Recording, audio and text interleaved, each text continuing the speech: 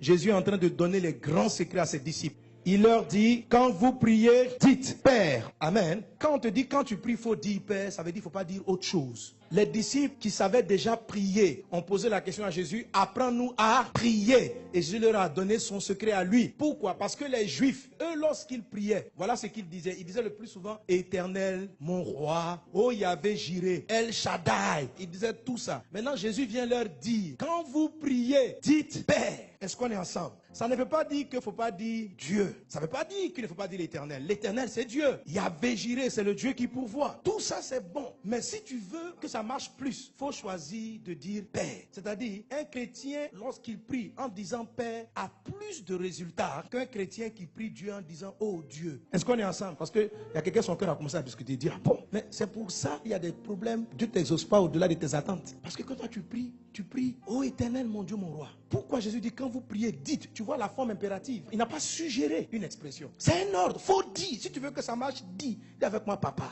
Amen. De quoi suis-je en train de parler? Il faut que vous saisissiez cela. C'est tellement important. On améliore l'efficacité de ces prières en faisant ce que Jésus-Christ nous demande de faire. Et Jésus dit, favorisez l'expression Père. Parle à Dieu comme étant ton papa. Pourquoi? Parce que tout ce que tu veux, comme le nom de Dieu, c'est le nom que Dieu a pour toute la terre. L'Éternel, c'est le Dieu de tout le monde. C'est le Dieu qui a tout créé. En arabe, on va dire Allah. Tout ça, ce n'est pas mauvais. Mais la Bible dit que lorsque tu as donné ta vie à Jésus, ce Dieu qui a tout fait est ton papa. Vous savez, Dieu est le Dieu de toute la terre. Tous les humains sont à lui. Il est leur créateur, mais il n'est pas le père de tous les humains. À ce titre-là, tous les humains peuvent s'adresser à Dieu et Dieu les écoute. Parce qu'un roi ou un chef d'État doit écouter tout le monde. Même si tu n'as pas voté pour lui aux élections, il est censé écouter tes vœux et puis faire de son mieux pour répondre à tes besoins. Mais si tu es son fils, ça change. Tu passes à un niveau de réponse de la part de ton père beaucoup plus grand qu'à un niveau de concitoyen. Dieu dit quand vous priez, ne priez pas en vous considérant comme des concitoyens. Priez votre papa. Si vous arrivez devant la présidence et puis vous dites, j'aimerais rencontrer le président de la République. Est-ce que vous savez, on ne va pas vous conduire à son bureau? Maintenant, imaginez le fils du président. Il n'y a pas toutes ces règles. Quand il arrive,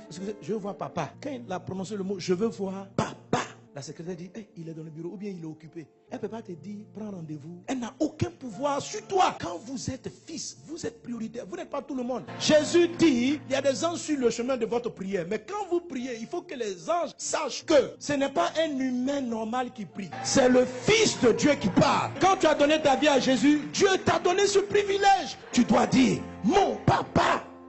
Je vous ai dit que ce qui fait l'efficacité de la prière, ce n'est pas trop le mot que vous prononcez. C'est la pensée que vous avez en prononçant le mot. Beaucoup de personnes appellent Dieu Père sans penser. Or Jésus dit, si tu ne penses pas ce que tu dois penser, si tu n'as pas la mentalité que Dieu est vraiment ton Père, tu vas te priver de beaucoup de choses. Alléluia. Quand Dieu est ton Père, ça t'exempte de beaucoup de sujets. Parce qu'il est responsable de ton bien-être, de ton logement, de comment tu vis. Il est responsable. Dans le livre de Matthieu chapitre 6, Jésus dit ceci. Regardez les oiseaux du ciel, ils ne sèment ni ne moissonnent. Mais votre Père qui est dans les cieux, c'est de quoi vous avez besoin. Votre Père va vous habiller, votre Père va vous donner à manger, votre Père va prendre soin de vous. Quand vous lisez ce passage, il ne présente pas Dieu ici comme étant votre Dieu. Il ne dit pas ton Dieu. Quand Dieu est ton Père, s'habiller ce n'est pas un problème pour toi. Payer un loyer ce n'est pas un problème pour toi parce que ce n'est pas ton devoir, ça lui incombe. Mais un chrétien qui prie pour la nourriture, ça peut être soit un moment d'épreuve. Mais si depuis que tu es chrétien, tu te bats pour manger, c'est que peut-être tu n'es pas fils. Non, non, sérieux. Si tu continues de te battre pour payer ton loyer, tu penses que tu es fils, mais tu ne l'es pas. C'est pour ça, Dieu, il n'a pas d'obligation à te loger. Il n'a pas d'obligation à te prendre en charge. Ta vie est trop de souffrance depuis trop longtemps. Es-tu son fils? Es-tu sa fille? Pose-toi la question. Pourquoi certains chrétiens vivent la surabondance? Parce qu'ils ne passent pas leur temps à prier pour des sujets qui sont le devoir de leur papa. C'est pourquoi il dit, vous qui êtes méchants comme ça, vous savez prendre soin de vos enfants. Après, mais plus votre raison, moi le Père. Est-ce qu'on est ensemble? Quand vous êtes fils, les démons ont peur de vous. Marc chapitre 3 verset 11, la Bible dit, les esprits impurs, lorsqu'ils voyaient Jésus, se prosternaient devant lui et s'écriaient, tu es le Fils de Dieu. Les démons ne se prosternaient pas devant Jésus. Ils ne disaient pas tu es trop puissant. Il dit tu es le Fils de Dieu. C'est-à-dire parce que tu es fils de Dieu, nous on doit fuir. Frère, si les démons passent leur temps à vouloir te poursuivre, il y a un problème.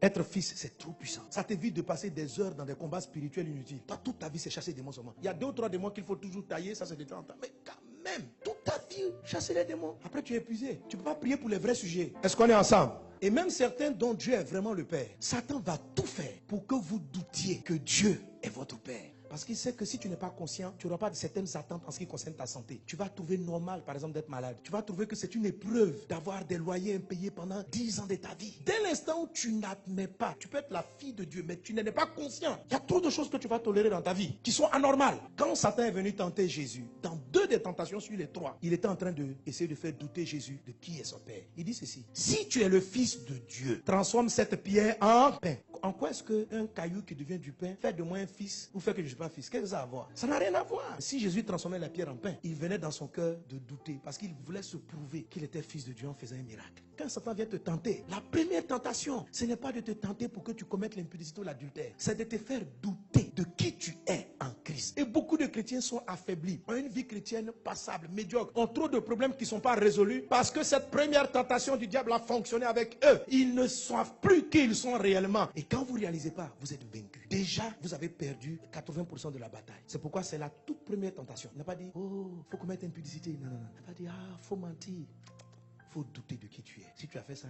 je prends le contrôle. Quand il attaquait Adam et Ève, c'était pareil. Dieu dit, je vous ai créé à mon image. Si vous mangez de ce fruit, vous allez devenir comme des dieux. Les gens sont déjà comme Dieu. Et donc pourquoi Ève a mangé le fruit? Parce qu'elle voulait devenir ce qu'elle était déjà. Le péché est venu de là. Alléluia. Ça veut dire quoi, fils de Dieu? Jean chapitre 5, verset 18.